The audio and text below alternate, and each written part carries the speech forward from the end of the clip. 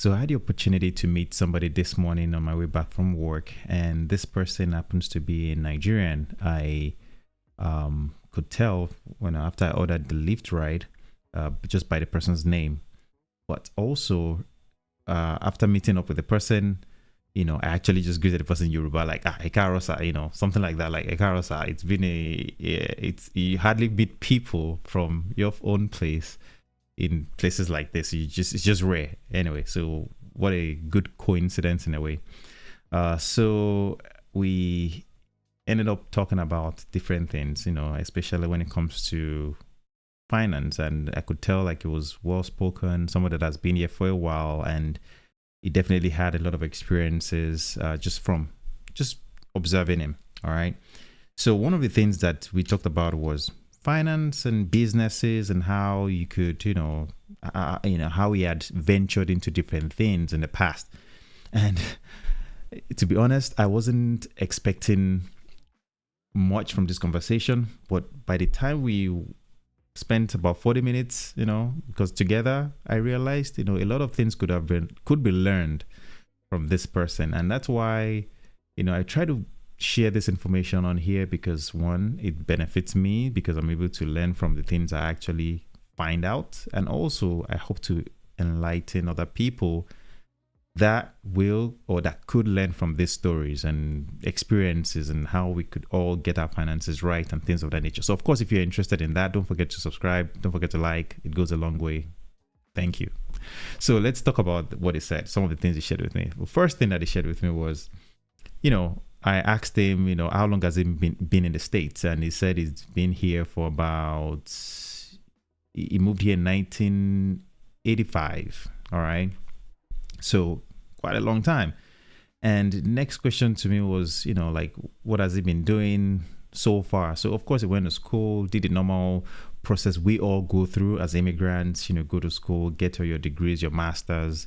Some of you get PhDs, which is good, and then we get a job and we work, we save up money. And here's where most of us all set our mind to something. And I think it is important to understand that dream isn't for everybody. The dream of, I want to go back home and do X, Y, and Z. In as much as that's a good dream to have, because we always say that in Yoruba, how do you say that thing again?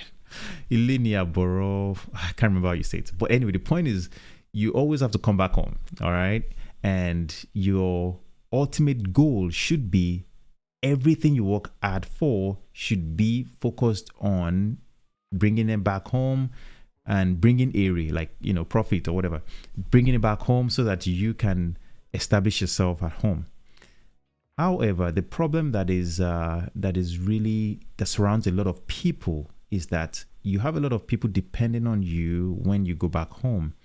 And when you are the only person that can, I guess, support them, everybody relies on you. And the problem with that is you are unable to then achieve your goal. So let me go back to the story that he shared with me. He had saved up so much money. His goal was to go back to Nigeria. And then he decided to take this bunch of money and go start a business in Nigeria. Most of you I'm sure you've heard stories, okay? And this is not, honestly, it's not different from the ones you've heard. It's so similar. You have a trusted partner that you've trusted and you believe that this person will do the right thing with your money. And then, of course, went back home, established the business, but he had to fund it. This person had the experience, the trusted partner had the experience and knowledge of operating a business, but he is the investor. So he was like, well, he's got the knowledge, he understands the terrain better than him. He's been away for 10 years or so, or 15 years, or maybe 20 years. And he just wanted to invest and hopefully set himself up so that when it's time for him to come home, there's something there. The problem with that is you are putting your hard-earned money into a business, but this other person isn't committed. Even though the person may be trusted, the fact that the person isn't the one putting their own hard-earned money into the business, decisions were taken lightly. That means they took decisions that weren't in favor of the investor, right?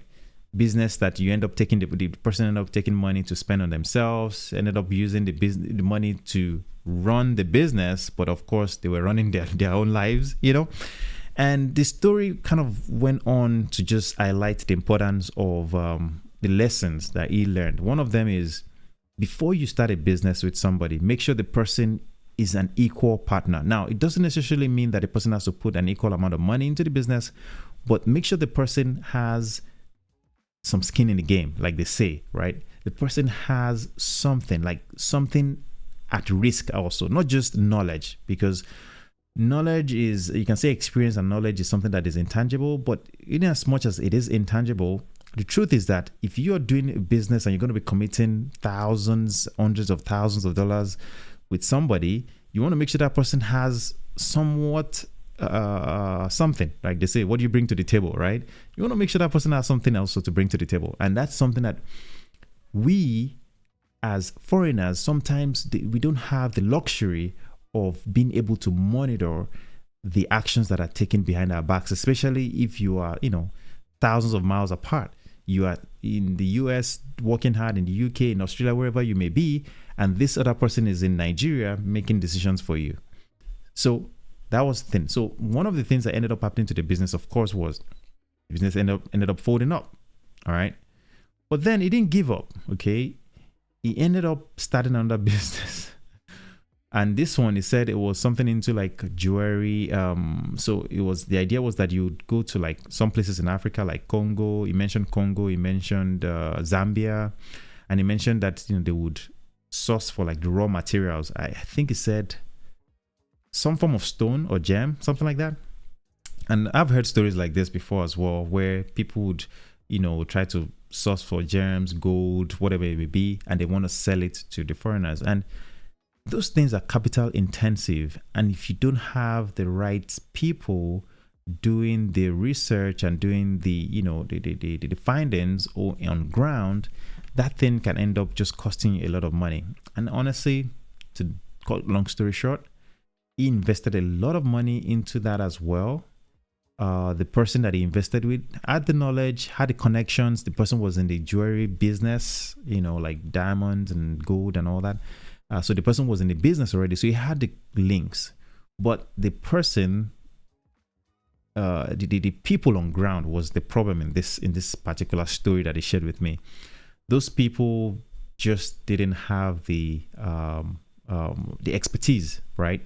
You may have the knowledge on how to extract something, right, from the ground, raw materials, whatever it may be.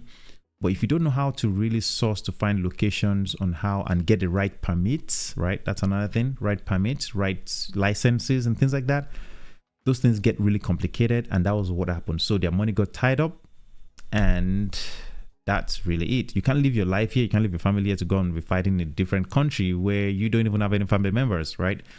And of course, that really, that was how the money just went, was lost. And the reason why I'm bringing this to also, what did I learn from that? All right. One of the things that I learned is that, before you get into a business, in as much as you don't need to have a full, because if you think about it, in the US, right, you can buy shares of companies and invest in these companies without really understanding how those companies operate. You don't really have to do that. Sometimes you can just, if you have a lot of money, you believe that, okay, this person is doing the right thing or this company is doing the right thing, you can put your money into it and buy it blindly, honestly, and it may work out for you really well. But in Africa in general, you have to be very careful because there isn't a lot of paperwork. There isn't a lot of documents to back up what they do, their knowledge, their expertise, their educational background, and things like that. And you're just trusting people based on what they say. And that can be something that bites, that I've seen bite a lot of people. And we ended up concluding, all right, he said he's not giving up, of course. I mean, even though he's much older, and like I said, he doesn't seem to have a lot of time in terms of working, the ability to work, and the ample resources that he needs to really set up himself. He said he's still expecting some things to work out. Now, but one thing that he's going to share that I think we kind of concluded on was, as you grow older, your you're limited in the type of risks you can take.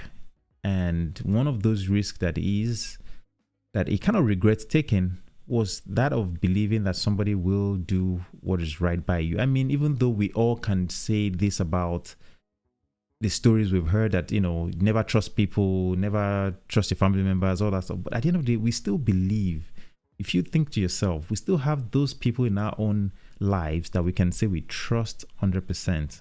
But the truth is that doesn't mean that those people will not do us harm or swindle us when money is on the table. And this is where they say that money is the root of all evil, right? In a way, because at the end of the day, money changes people. When there's money on the table, people get greedy, people would commit crimes, people would do bad things, even though you guys had excellent relationship before the money got involved.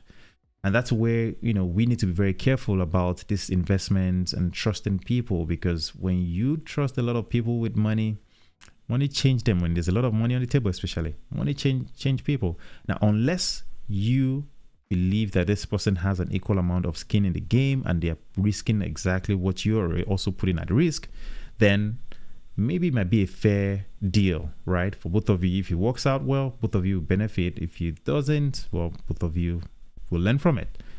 But it was just it was a conversation that I had with this person, and I thought it was worth talking about.